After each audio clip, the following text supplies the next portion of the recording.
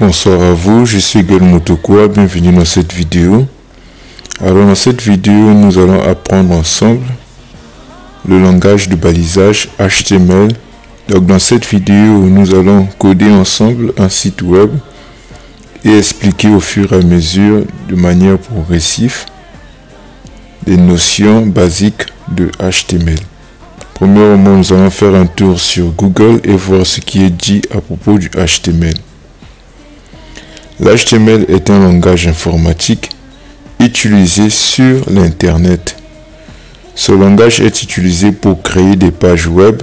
L'acronyme signifie Hypertext Markup Language, ce qui signifie en français langage de balisage d'hypertexte. Par exemple, le CSS qui permet de mettre en forme le contenu d'une page codée en HTML.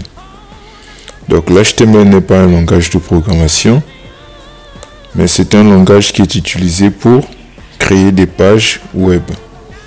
Comme on peut lire ici, pour le CSS et le HTML, les deux sont des langages, mais aucun n'est un langage de programmation. Donc nous n'allons pas s'attarder sur cette définition. Toutefois, je mettrai tous les liens possibles dans la description.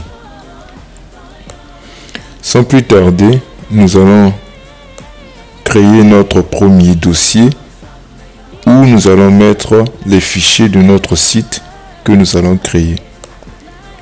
Sur mon bureau, je vais faire un CTRL-SHIFT-N et je génère un dossier et je vais nommer ce dossier le nom que je veux. Je vais le nommer mon site.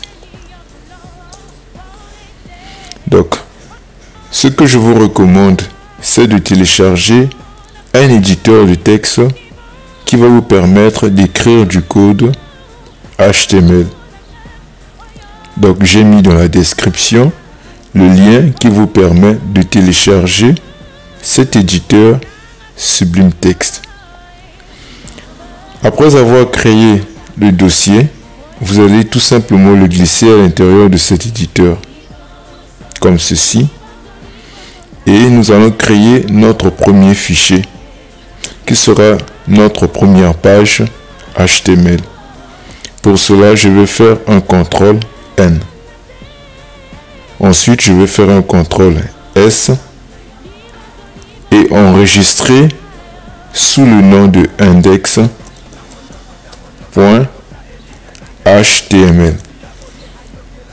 Vous l'aurez compris, ce qui est important ici, c'est l'extension .html. J'enregistre et nous avons notre premier fichier HTML. Donc, nous allons exécuter ce fichier que nous avons créé sur le navigateur. Donc, comme navigateur, j'utilise Chrome. Donc, comme vous pouvez remarquer, notre fichier a été exécuté, qui est cet index.html. Et on se retrouve avec une page vide. C'est exactement à quoi on s'attendait, vu qu'on n'a pas encore saisi du code HTML. Je réduis, je ferme. Pour commencer à coder en HTML, il faut savoir une chose, que le HTML a une arborescence. Pour voir l'arborescence de l'HTML, si vous utilisez Sublime Text, écrivez HTML, ensuite faites CTRL espace. Et ce que vous voyez devant vous qui vient de se générer, c'est l'arborescence principale du HTML. Vous allez remarquer ce code-là, doctype, HTML, id, title, body, ainsi de suite. Mais ce que vous allez remarquer, c'est que le même nom revient une seconde fois. Par exemple, on peut voir ici HTML et ici à la fin HTML. Et ici, id, vous remarquez aussi id. Et là, vous voyez body, vous remarquez body. Mais ils ont une différence entre les deux. La différence est que celui-là n'a pas de slash, mais celui-là a un slash. Donc, ce que vous devez comprendre ici, c'est que le HTML est un langage de balisage. Il fonctionne avec des balises ouvrantes et des balises fermantes. Vous l'aurez deviné, les balises ouvrantes, ce sont ceux-ci qui n'a pas de slash, et la balise fermante, c'est celui qui a un slash à la fin. Et ces balises sont toutes significatives. Ça veut dire que si nous comptons écrire du texte, nous allons faire appel à une balise utilisée pour écrire du texte. Si nous voulons, par exemple, afficher une image, nous allons faire appel à une balise utilisée pour afficher une image. Donc, parmi ces balises principales, on distingue le head. Le head, c'est tout simplement l'entête. Revenons à notre page. On a une page blanche. L'entête, c'est tout simplement tout ce qui est là. L'entête, c'est non seulement tout ce qui est là, mais c'est la partie importante qui nous permet d'ajouter à notre page HTML des dépendances, les liens, ou bien le combiner à un autre langage.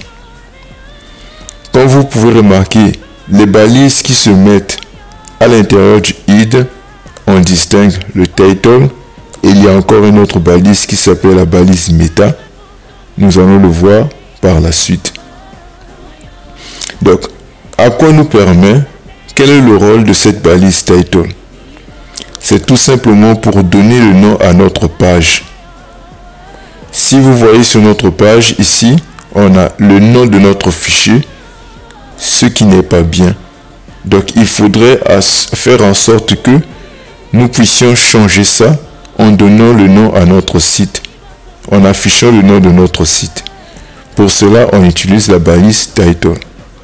Donc, c'est à l'intérieur de au milieu de ces deux balises title qu'on donnera le titre de notre site.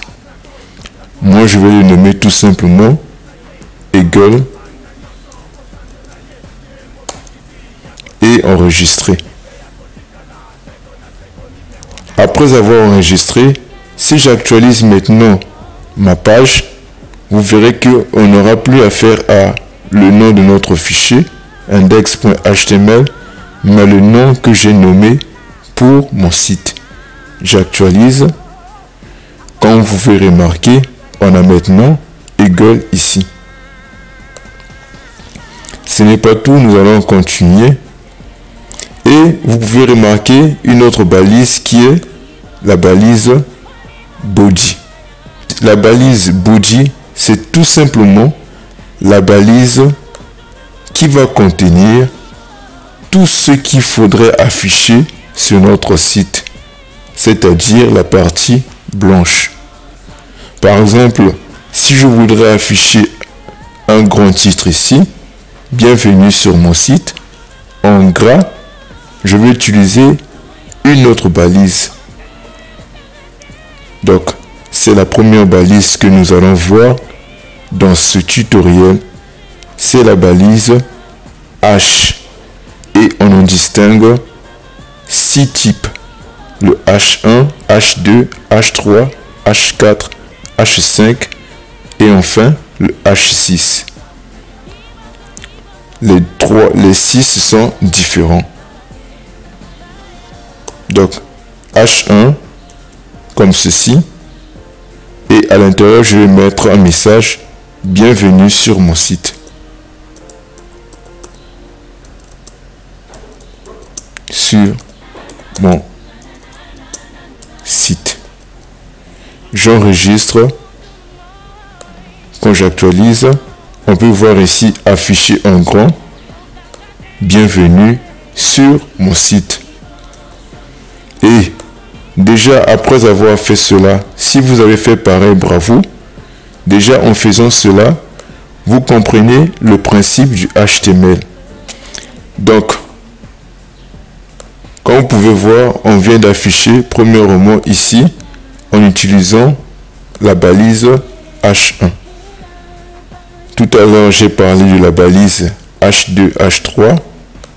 Il suffit juste de remplacer H1 par H2. J'enregistre, on actualise. Quand on peut voir que notre texte devient un peu plus réduit. Je mets H3. J'enregistre. Quand j'actualise, on peut voir au fur et à mesure que les H évoluent, au fur et à mesure que notre texte rétrécit. Si on va à la dernière, le H6, j'enregistre, vous verrez que il devient encore un peu plus, il est encore plus petit. Donc, on veut bien que notre texte soit en gros caractères, donc on mettra les H1. Cette fois-ci, nous allons voir la balise utilisée pour écrire des paragraphes. Cette balise s'appelle P. Donc, la balise P est utilisée pour écrire des paragraphes. Donc, nous allons tenter d'écrire un paragraphe. Nous allons mettre notre paragraphe au milieu de cette balise nommée P. Pour cela, nous allons pas inventer un texte, mais nous allons écrire du faux texte en écrivant ici l'orème. Vous faites CTRL espace si vous utilisez avec moi Sublime Text. CTRL espace, j'enregistre et on actualise ici. Comme on peut remarquer, on a maintenant notre paragraphe qui vient d'apparaître sur notre site. Donc, c'est un langage libre. On a la possibilité de copier et on a la possibilité de copier la même chose. J'actualise et on a maintenant deux paragraphes. On remarque maintenant que notre site commence à donner de la forme. Pour l'instant, nous avons vu deux types de balises. Nous avons vu la balise H et la balise P. Donc la balise P, c'est écrit de cette façon. Nous allons apprendre une autre forme de balise qu'on appelle des balises orphelins. C'est une balise qui ne se ferme pas. Donc, comme on peut voir ici la balise BR. Il y en a plusieurs types, mais nous allons voir premièrement la balise BR, comme ceci. Cette balise peut se placer partout où l'on veut le placer, à l'intérieur du body. J'enregistre. Quand j'actualise, vous allez voir qu'il y a eu maintenant de l'espace. Donc cette balise permet de faire un saut de ligne. J'enregistre, je peux le mettre deux fois. Vous verrez qu'on aura aussi un gros saut de ligne ici. Donc, nous allons continuer. Je vais enlever tout simplement ces deux balises BR. Nous allons cette fois-ci apprendre les commentaires. J'agrandis comme ça. Les commentaires sont utilisés en HTML pour commenter notre code, mais cela n'apparaîtra pas sur notre navigateur. Par exemple, ici, à l'intérieur, avant nos paragraphes, je vais écrire un commentaire. Les commentaires s'écrivent de cette façon. en HTML, on met inférieur, point d'exclamation, tiré, tiré, et on ferme en mettant tiré, tiré, supérieur. Et c'est à l'intérieur de ces deux symboles que nous allons écrire notre commentaire. Comme par exemple, ceci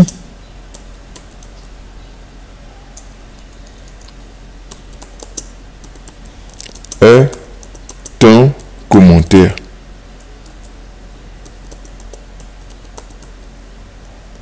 J'enregistre. En actualisant ma page, vous ne verrez pas ici écrit « Ceci est un commentaire ». Donc, les commentaires sont utilisés pour commenter notre programme. On peut le mettre autant de fois qu'on veut. Le but, c'est de commenter notre programme. Donc, je peux mettre ici « Ceci est un paragraphe ».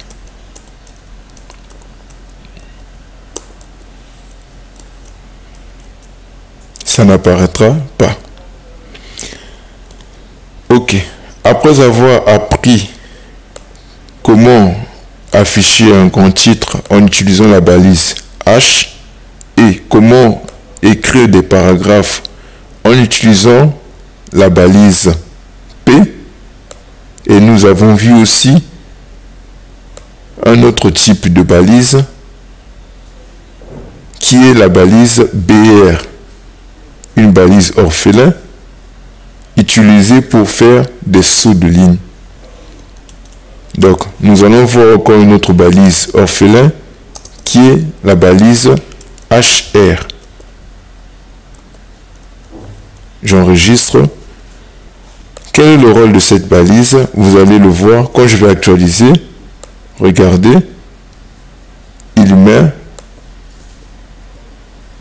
une séparation en mettant une sorte de ligne.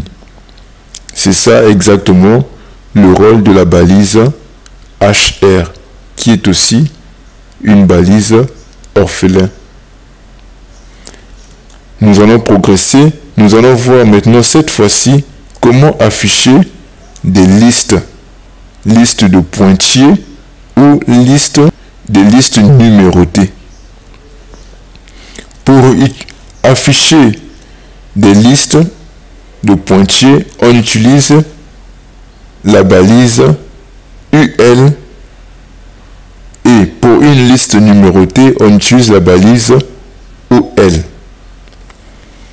Nous allons voir la balise UL, comme ceci, UL, qui s'écrit de cette façon. Et à l'intérieur de cette balise UL, nous allons maintenant mettre les éléments de notre liste. Les éléments de la liste se listent en utilisant la balise LI pour liste, comme suit. Et c'est à l'intérieur de ces balises que l'on va mettre le contenu de chaque liste.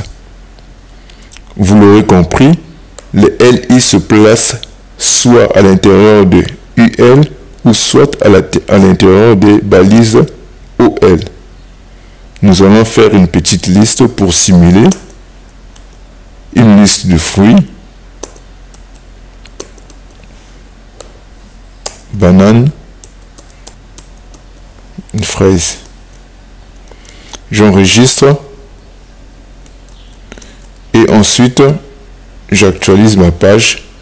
Comme on peut voir ici, c'est une liste de pointillés comme on l'avait dit. Avant cette balise UL, je vais mettre un titre ici en H3.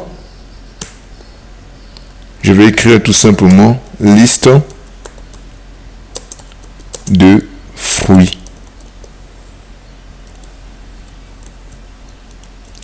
J'enregistre, j'actualise.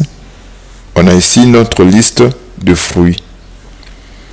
Maintenant, nous allons voir maintenant la balise OL qui va numéroter c'est cette liste.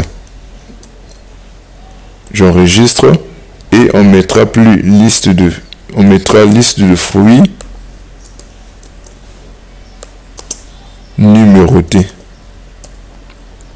J'enregistre, j'actualise, comme on peut voir ici, liste de fruits numérotée et c'est bel et bien numéroté.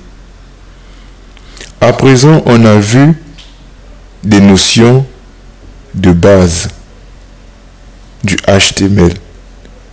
On a vu la balise H, la balise P, on a vu une balise orphelin nommée BR pour faire des sauts de ligne et la balise HR pour faire apparaître cette ligne que vous pouvez voir.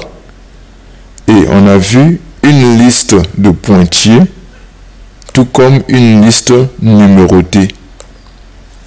Comme on peut voir ici, pour afficher la liste numérotée, on utilisait la balise OL. Et la liste de pointillés, on utilisait la balise UL. Et les LI, ce sont les éléments qui contiennent nos listes nos différentes listes, types de listes.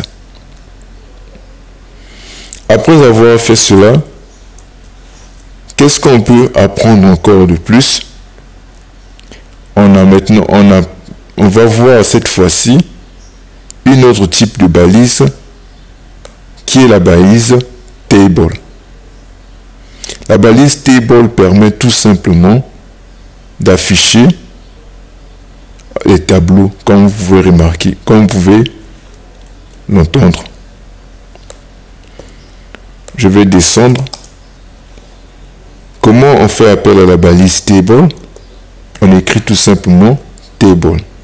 En français, table. Et à l'intérieur de la balise table, on a plusieurs types. Il y a des TR. On distingue deux types de balises. On a la balise TR.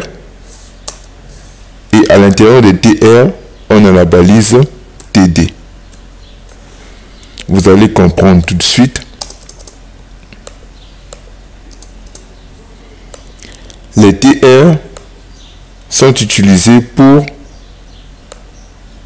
créer un row, c'est-à-dire une colonne.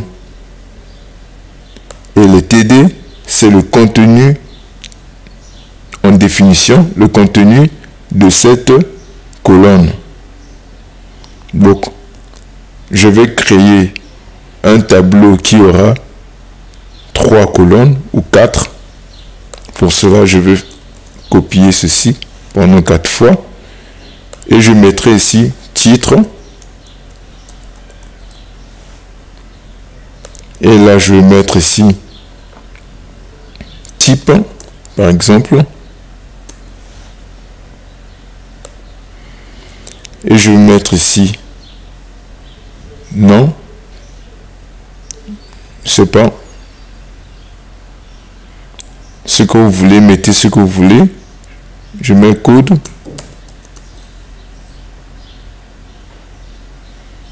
Et ici, je peux mettre détail. Donc là, je viens de déclarer mes colonnes. Je viens de déclarer mes colonnes et je vais tout simplement remplir chacun de ces colonnes par des valeurs. Pour cela, on utilise toujours TR et TD. Sous-titre, je vais mettre par exemple mon titre. J'enregistre et je vais actualiser ma page. Comme on peut voir ici, on a notre tableau, mais notre tableau n'a pas de bordure. Disons même aucun n'a pas de bordure.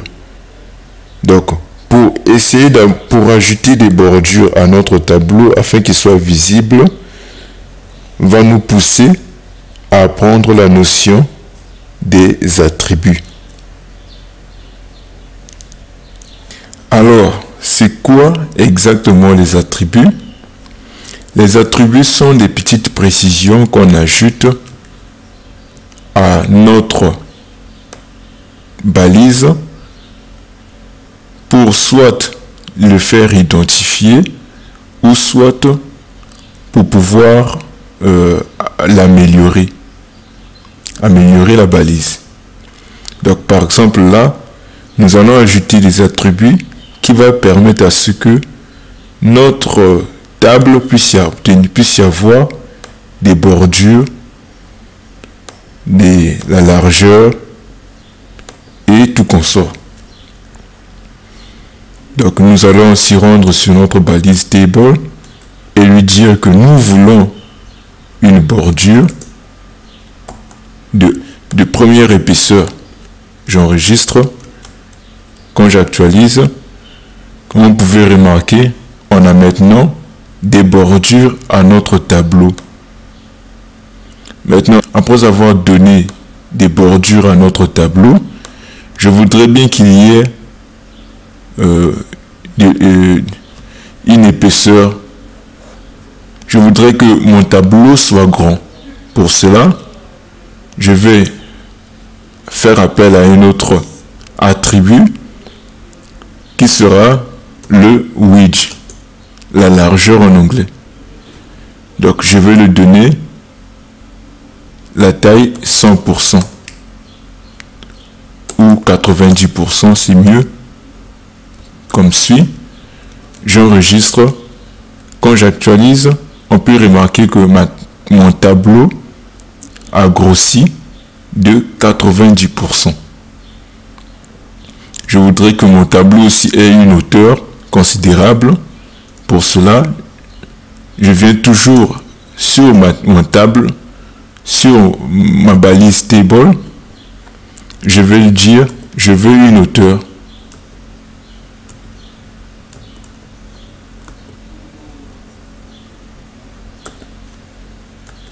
Une hauteur de 10%. J'actualise. On peut remarquer que ça n'a pas marché parce que cet attribut-là ne fait pas partie de table. Je vais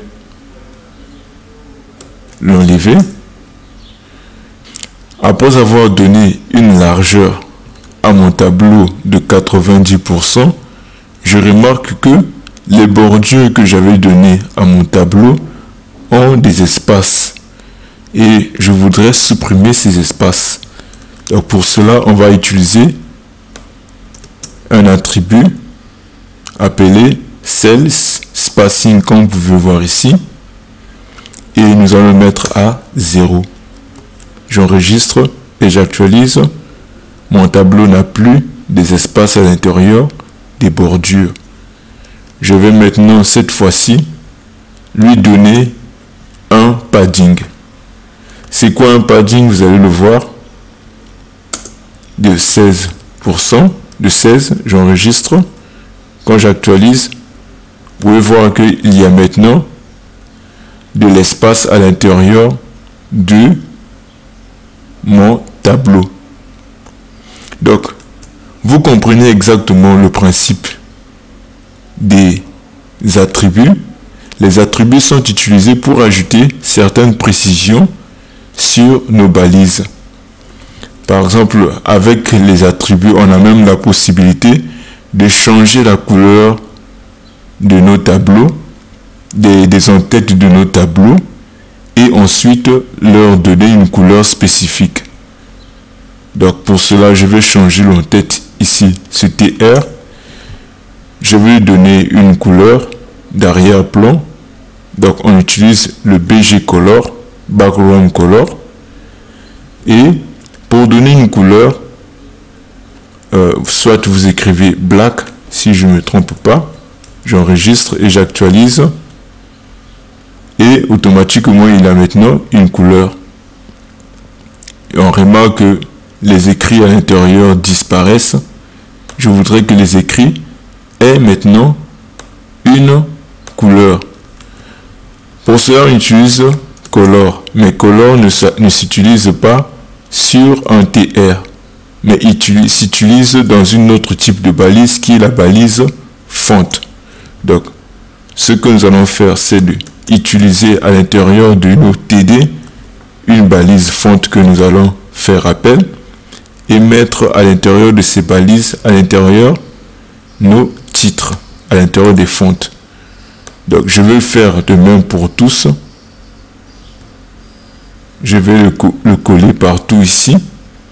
Et la fin de nos balises, à la fin de chaque titre.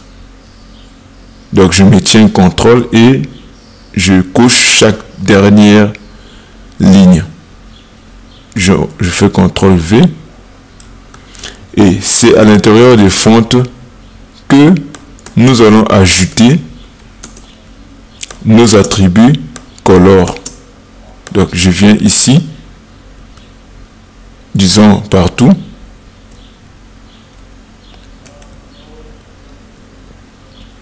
Et je vais écrire color. Et pour color, je vais lui donner une couleur blanche, qui est white en anglais. J'enregistre. Quand j'actualise, on peut voir que nos textes ont pris la couleur blanche. Donc, on a vu pas mal de choses avec le HTML. Le HTML se limite sur ces choses-là, le traitement du texte.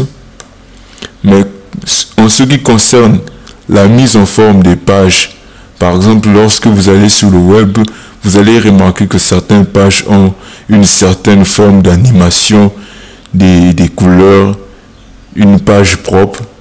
C'est la participation d'un autre langage tel que le CSS ou le JavaScript. Mais dans cette vidéo, nous allons apprendre par la suite le CSS. Donc, revenons à nos moutons, nous allons progresser, nous allons continuer.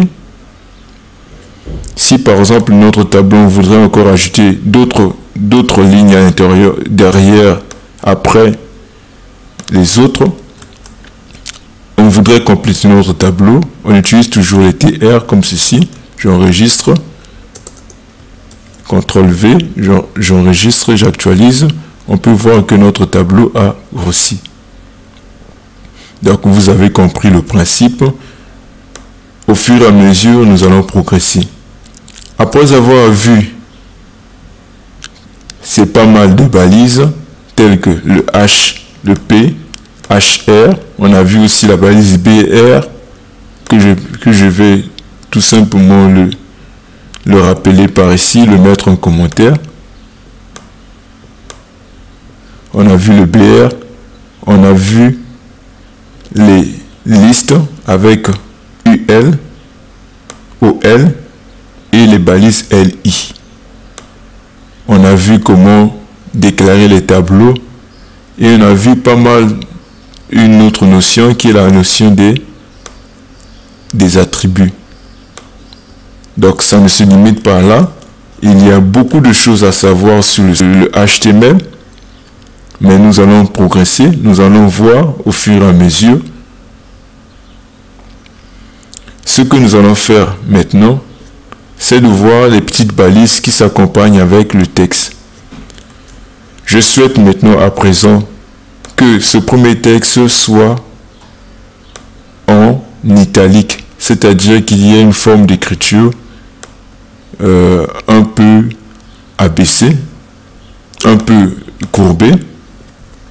On utilise une autre balise, une balise appelée I.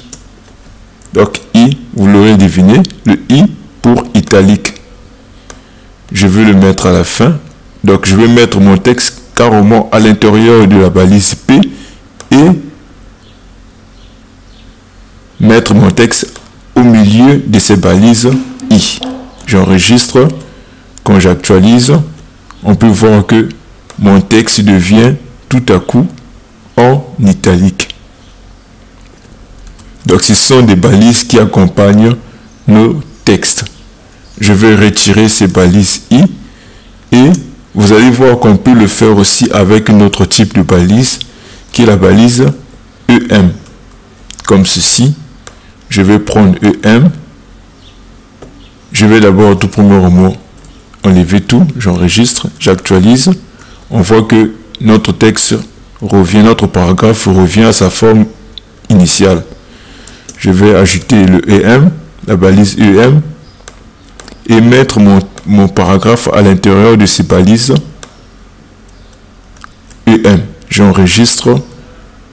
Quand j'actualise, on peut voir que il devient aussi italique. Donc, on peut rendre un texte italique soit en utilisant la balise I ou soit en utilisant la balise EM. Maintenant, il y a encore un autre type de balise pour les traitements de texte, c'est la balise marque. C'est quoi le rôle de la balise marque? La balise marque permet tout simplement de marquer en jaune un texte. Par exemple, sur l'OREM, on voudrait le marquer à ce que, je ne sais pas comment on dit, mais le marque permet, par exemple, de faire un soulignement pour marquer que le texte est important. Donc, je vais mettre ce lorem ipsum dollar ici en jaune. Je vais le marquer. Pour cela, je vais utiliser la balise marque.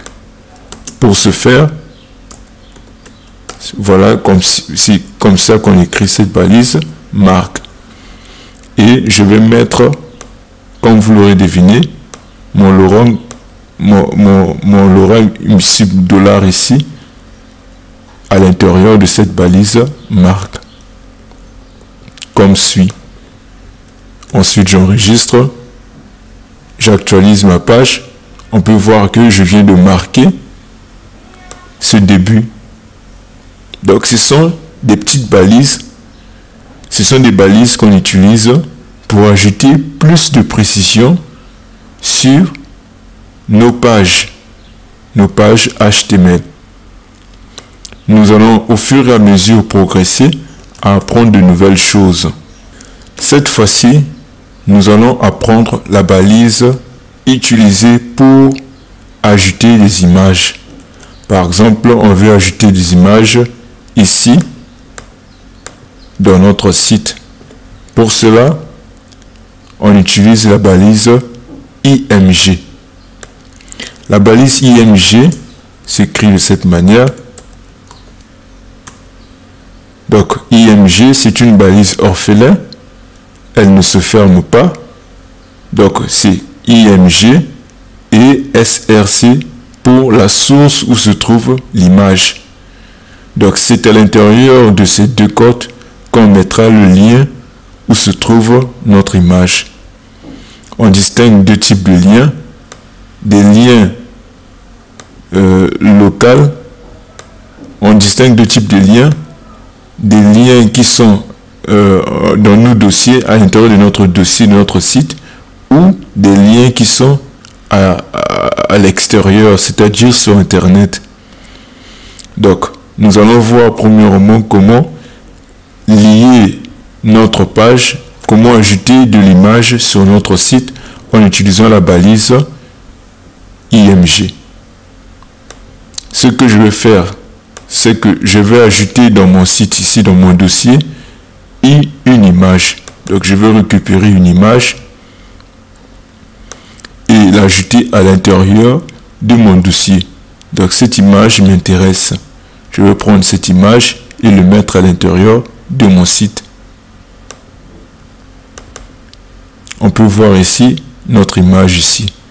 Ce qui est important, c'est de pouvoir renommer votre image, mais vous pouvez laisser comme ça lorsque vous allez référencer notre image. Mais quant à moi, je vais renommer mon image, le laisser comme suit, HTML5, copier le nom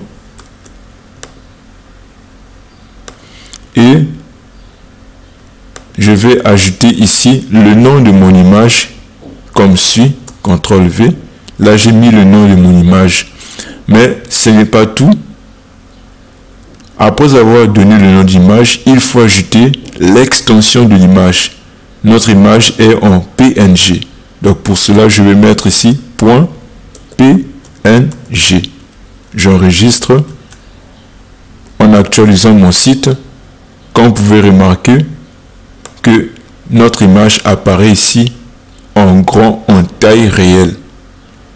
Donc comme vous l'aurez deviné, on utilise des attributs pour pouvoir diminuer la taille de notre image.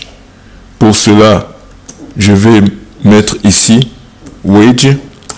Pour la largeur de mon image, je vais le mettre à 50. J'enregistre, j'actualise. On peut voir qu'il est maintenant à 50. Je vais l'avancer un petit peu vers 100. Mettons-le à 100. J'actualise et il est à 100. On peut le mettre à 500. Ça ne dérange pas. Là, c'est plus gros. Donc, vous l'aurez deviné, vous avez remarqué toute une question de test. Faire des tests jusqu'à ce que ça puisse y aller conformément à votre attente. Donc, je vais mettre à 250 finalement. 280. Désolé. Comme suit. Donc, on a maintenant une image et on l'a ajoutée grâce à la balise IMG. Maintenant, il y a des attributs qui sont très importants. Par exemple, notre image, si par exemple il y a un problème de chargement, là je vais enlever le nom de cette image comme ceci. Je sais que ça va générer une erreur, j'actualise et on a souvent vu ce genre d'erreur souvent dans les pages web lorsque soit la connexion est mauvaise ou soit l'image est perdue sur le site. On voit souvent cette image. Maintenant, on a la possibilité d'ajouter un attribut qui va permettre de donner une indication au visiteur que voici cette image, il s'agissait de ceci. Pour cela, on utilise la balise, on utilise l'attribut title. Donc, l'attribut title permet de donner l'indication à l'image. Par exemple, ici, je vais mettre image du logo de HTML. J'enregistre. Quand j'actualise, malgré l'erreur, mais on remarquera qu'il nous donne quand même l'indication que ici il s'agissait de l'image du logo du HTML. Donc c'est toujours important d'utiliser des attributs sur des balises pour donner plus d'informations à une balise que vous utilisez. Je vais remettre ici HTML 5.png.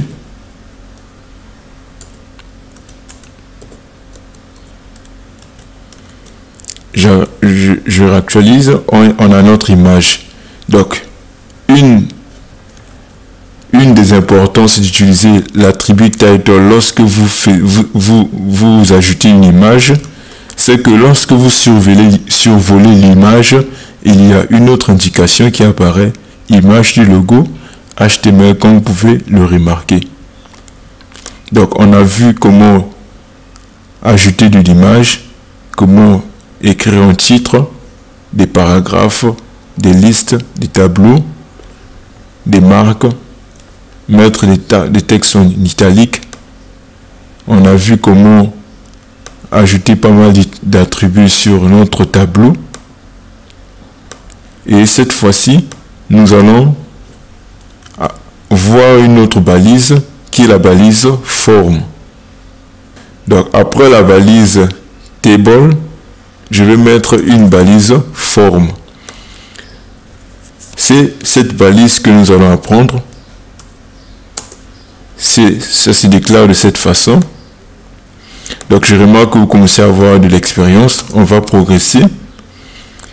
Donc la balise forme, on vient de déclarer notre balise forme. Si j'actualise, on va rien remarquer de bon parce que la balise forme, c'est juste une structure qui permet de contenir d'autres types de balises. Donc, dans cette balise forme, nous allons mettre une balise du type input pour, par exemple, insérer le nom. Voilà, la balise input, c'est comme ça qu'il se déclare en spécifiant un attribut type et le name, c'est pour donner le nom à cet attribut pour d'autres langages qui souhaitent utiliser cet input, mais on va pas s'intéresser à cela.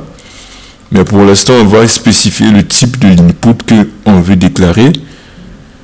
On va lui donner le type name. J'enregistre et j'actualise. On peut remarquer ici qu'on a un petit champ, même si c'est pas bien visible. On va prendre tout simplement toute cette balise et l'emmener un peu plus en haut, disons avant nos listes.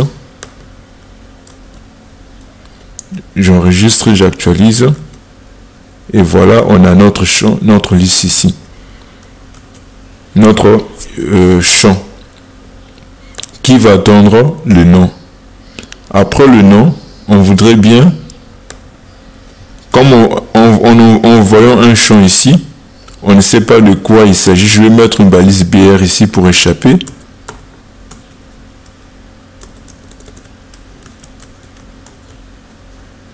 En voyant un champ vide comme ça, on ne sait pas de qu'est-ce qu'il faut mettre ici. Pour cela, on utilise un autre attribut qui est le placeholder. Comme vous pouvez remarquer ici, le placeholder permet de donner l'indication. Par exemple ici, insérer un nom. 3 points de suspension. J'enregistre. Quand j'actualise, on peut lire ici, insérer un nom. Là, l'utilisateur sait maintenant que là, je dois insérer un nom. Et on peut déclarer encore un autre type d'input ici. CTRL V, je vais mettre ici, ça serait maintenant cette fois-ci le type email. Le type email, insérer un email. J'enregistre, j'actualise, on a ici, insérer le nom, insérer un email. Si je veux faire un saut de ligne, je mettrai tout simplement après notre balise input ici, BR, j'enregistre quand j'actualise et on a un saut de ligne. Si je veux encore un autre saut de ligne, c'est simple, il suffit juste de copier encore ou bien d'ajouter BR, j'actualise et on a de l'espace. Insérer un nom, insérer un email et on peut ajouter encore un autre input ici, je copie, CTRL V, espace, ça serait maintenant un input de type numéro, donc number. Pas le numéro de téléphone, mais un chiffre. Par exemple ici, donner un chiffre. J'enregistre et j'actualise ici. On voit ici donner un chiffre.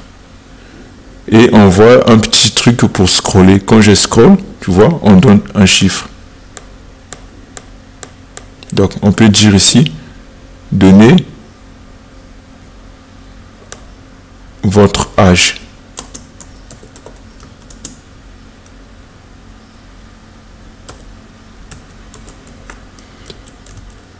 Quand j'actualise, on a ici, donner votre âge. Maintenant, vous allez remarquer quelque chose. Ici, au lieu d'afficher âge comme suit, mais on remarque ici qu'il nous affiche un A, un grand A, une écriture bizarre. C'est tout à fait normal. Pourquoi? Parce que c'est un problème d'encodage. Il faudrait spécifier au navigateur que voilà, nous parlons français et ce qui est écrit ici est écrit en français. Parce qu'en anglais, il n'y a pas d'accent. Pour cela, il faut maintenant aller sur la balise head de notre page, bien en haut, ici, là où on a spécifié le titre de notre site. On va ajouter une balise appelée Meta. Voilà, comme suit. Meta, vous écrivez char7 est égal 2.utf8 et voilà, vous avez déclaré, vous avez réglé le problème d'encodage sur votre site. Quand j'actualise ma page, vous allez voir que il comprend tout à coup le français. Donc si on règle ce problème d'encodage en utilisant la balise Meta. Donc on va continuer. Je vais mettre de l'espace ici. Après avoir donné l'email ici, l'âge, on va mettre de l'espace en utilisant deux balises BR aussi pour juste échapper. J'enregistre, j'actualise, il y a maintenant de l'espace entre eux. Là on peut donner le nom, on donne l'email, on donne l'âge et on voudrait maintenant écrire un message. Donc je vais mettre d'abord premièrement des espacements ici pour maintenant mettre un champ qui va nous permettre ici d'écrire le message. Pour cela on n'utilise pas input mais on utilise un text area, une balise de type text area comme suit. On ne met pas d'espace entre les deux. Il faut que ça soit juste collé comme suit. Et quand je vais actualiser ma page, on peut voir qu'il y a maintenant notre text area qui nous permet d'écrire du texte. Et par défaut, il a un moyen de l'agrandir comme on veut, comme bon nous semble. Quand j'actualise, on a notre text area. Mais on peut lui donner des paramètres par défaut. Par exemple, on voudrait qu'il soit par défaut à cette taille-là. Pour cela, on utilise des attributs. Donc, on utilise des attributs spécifiques. Donc, il y a un moyen de... Je vais actualiser. Il y a un moyen d'inspecter notre page à ce que pour avoir plus d'informations, on fait un clic droit, on va sur inspecter et vous choisissez ce petit curseur qui va permettre, lorsque vous scrollez, vous partez, vous positionnez le curseur, vous survolez le curseur sur des éléments, il vous donne plus d'informations sur les champs. Par exemple, là on a des informations sur ce champ. Quand j'agrandis, je vais l'agrandir un peu comme ceci. Quand j'agrandis, on peut remarquer par là, il nous donne des informations. On voit ici qu'on a un widget qui est à 329 pixels et la hauteur à 152 pixels. Donc, je voulais juste vous montrer cette partie-là qui permet d'avoir plus d'informations sur notre page. C'est l'outil inspecteur, c'est l'inspecteur de notre page. Par exemple, ici, il nous dit que le padding est à 16, c'est exactement ce qu'on avait nommé à l'intérieur de nos balises. Je vais le fermer et nous allons donner cette taille, une taille à notre text area en utilisant des attributs row. l'attribut calls pour la colonne et les lignes. Ici, je vais lui donner la colonne, je vais lui donner 50. Et ici, je vais lui donner 10. J'enregistre, j'actualise. On peut voir que on a maintenant notre texte Arial. Même si on actualise, on aura toujours la même chose par défaut. Mais on peut toujours le changer comme on veut. Mais la taille par défaut reste ce que nous avons défini à l'intérieur de nos balises. Après avoir fait cela, nous allons mettre un petit message ici. C'est toujours mieux. En H3. Et je vais dire remplissez le formulaire.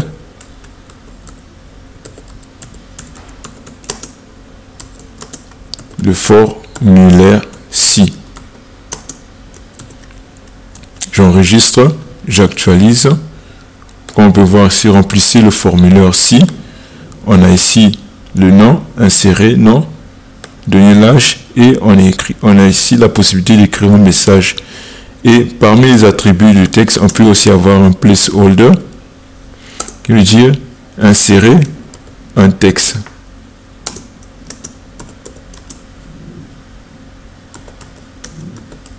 Trois points de suspension. J'enregistre et on peut voir qu'on a bel et bien notre indication ici. Mais toutefois, on peut toujours mettre un message ici en H2 par exemple, ou bien H4 comme ceci, ou bien H5 ici, en disant donner le nom,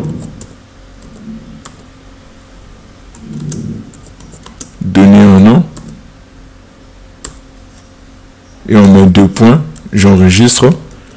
Comme vous pouvez voir, donner un nom, ensuite vous mettez ici donner un email, donner et tout consort. Ça ne dérange pas.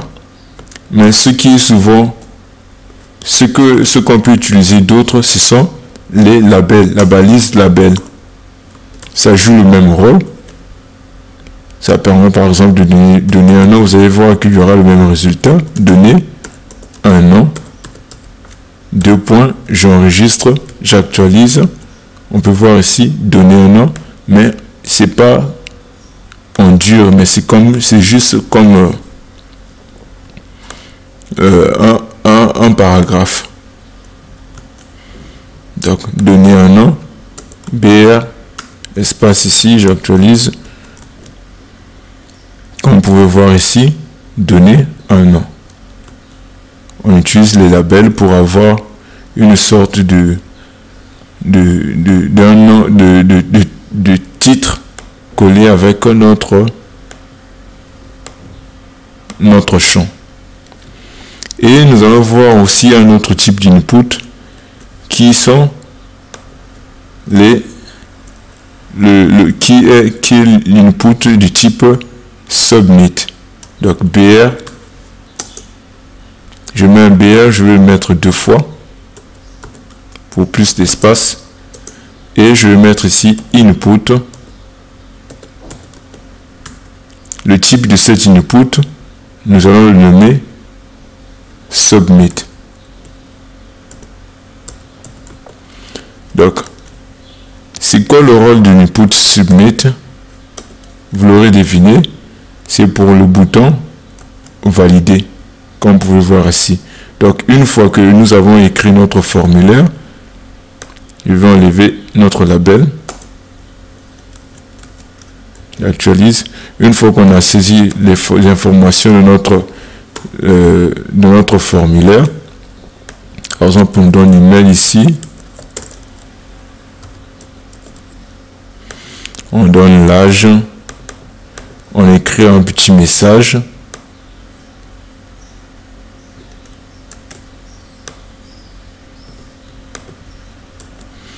maintenant le bouton submit, l'input du type submit permet d'envoyer, donc c'est quelque chose à l'intérieur qui permet d'envoyer les informations de ce formulaire à un langage quelconque. Si par exemple vous votre formulaire à un langage. Par exemple, avec le PHP, le PHP a la possibilité de prendre les informations de notre champ et les envoyer dans la base de données, les stocker tout comme les traiter. Donc pour cela, on utilise la méthode, on utilise une attribut ici qui s'appelle méthode. Pour utiliser, il y a deux types de méthodes. On a le get et on a le post. Et l'action qui va être faite lorsqu'on va cliquer sur le submit, on utilise l'attribut action. Et ici, on précise l'endroit exact où se trouve le fichier, soit un .php qui va traiter les informations de ce formulaire. Donc, on n'est pas encore là. Ça, c'est sur un autre langage tel que le PHP. J'enregistre. Et on peut voir ici la donnée ici par défaut validée. Mais on peut lui donner un autre. On peut lui donner ce qu'on veut en utilisant value. Et à l'intérieur de value, on lui dit par exemple envoyer. Comme suit, j'enregistre. Quand j'actualise, on peut voir ici envoyer. Donc, ça c'est les formulaires. Donc, on a vu pas mal de choses. Donc, il y a aussi notre balise, si vous voulez, qui s'appelle bouton.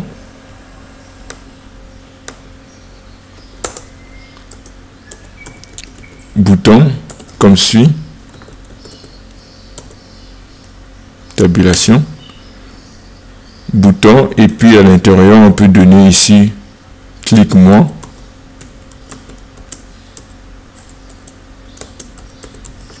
J'enregistre, j'actualise et on a notre bouton ici. Et on peut mettre autant de fois qu'on veut. On aura des boutons. J'actualise et on a plusieurs boutons ici. On va passer maintenant à la deuxième partie qui est la partie des liens. Les liens en HTML, c'est là maintenant on touche à la véritable définition du HTML parce que c'est hypertexte, donc des textes liés. Les liens permettent par exemple d'accéder à un autre contenu, à une autre page par exemple.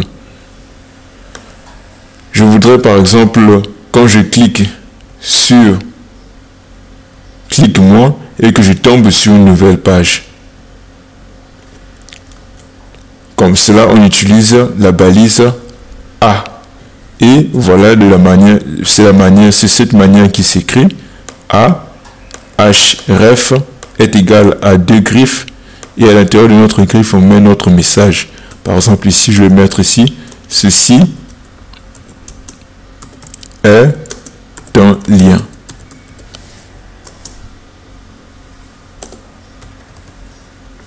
J'enregistre. Quand je vais actualiser ma page, on peut voir que il y a ici écrit en bleu et souligné, ceci est un lien. Quand je clique, cela ne m'emmène nulle part. En fait, il ne fait qu'appel à cette même page. On peut remarquer ici un petit point d'interrogation. Il ne sait pas où aller exactement. Donc, normalement, on est censé, lorsqu'on clique, nous ramener sur une nouvelle page, la page qu'on veut. Par exemple, je voudrais que lorsque je clique ici et qu'il m'amène sur Google, pour cela, je vais tout simplement prendre le lien de Google.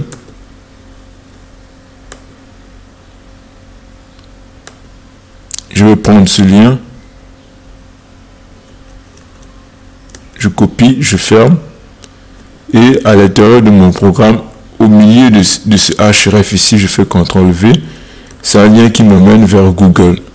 Quand je vais actualiser ma page, en cliquant ici, la page change et devient automatiquement Google. Nous ramène sur Google. Et on a la possibilité de revenir par là. Comme vous l'aurez remarqué, c'est la balise A qui permet de faire cela, qui permet de nous emmener sur une nouvelle page. On utilise ça généralement pour scroller, pour naviguer à l'intérieur de notre propre site web. Si par exemple c'est un lien qui ramène sur un autre site web, il est préférable que lorsque vous cliquez sur ce lien et qu'il vous ouvre un nouveau onglet ici pour que l'utilisateur, pour que le visiteur ne soit pas amené à quitter automatiquement ou bien définitivement votre site. Pour cela, on utilise des attributs. Donc, cet attribut, c'est target, comme suit. Et à l'intérieur de ce target, on lui met tout simplement underscore blanc. Underscore, c'est le 8. Le bouton 8. J'enregistre. Quand j'actualise, en cliquant ici, vous allez voir que un nouveau onglet va s'ouvrir et qui va nous ramener vers Google. On a toutefois la possibilité de revenir par ici et de fermer cet onglet. Donc, quand vous l'aurez deviné, nous allons créer une nouvelle page. CTRL N, que nous allons nommer par exemple news. Donc je fais CTRL S, news.html. J'enregistre et on a une nouvelle page. Je fais HTML, CTRL espace. On a une nouvelle arborescence. Et ici, je vais écrire ici news. J'enregistre et on a une nouvelle page. Et à l'intérieur de cette page, on ne va pas écrire grand chose. On va mettre ici bienvenue sur l'onglet. On copie juste ici, on va le mettre à l'intérieur de notre body. Bienvenue sur la page news. J'enregistre et on peut essayer de lire notre page. On peut voir ici on a nos deux fichiers. Je clique sur news et on voit qu'on est sur bienvenue sur la page news. Et à l'intérieur de cette page, nous allons tout simplement ajouter l'image ici du HTML et CTRL V, j'enregistre et je vais actualiser ma page news et on voit qu'on a pas mal de choses qui se sont ajoutées. Maintenant, je vais fermer ça, je voudrais lier ce lien avec ma nouvelle page. Pour cela, rien de plus simple. Il suffit de revenir ici sur ma page ici, là où j'ai déclaré le lien. Je vais mettre à la place de Google, je vais donner le nom de ma page qui est ici, news.html.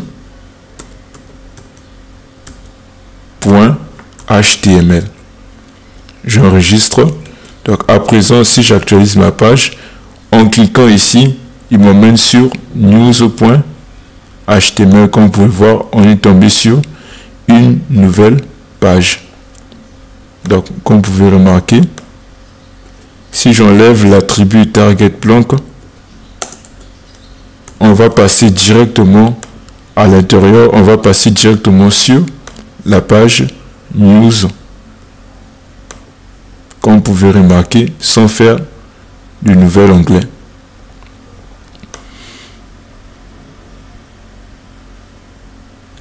Donc, comme vous pouvez remarquer, on a pris des choses basiques de HTML, des choses les plus importantes en HTML. Je pense que c'est mieux qu'on fasse dans une nouvelle vidéo l'usage du CSS. Donc, si vous êtes nouveau sur la chaîne, n'hésitez pas de vous abonner et d'aimer la vidéo. Ciao.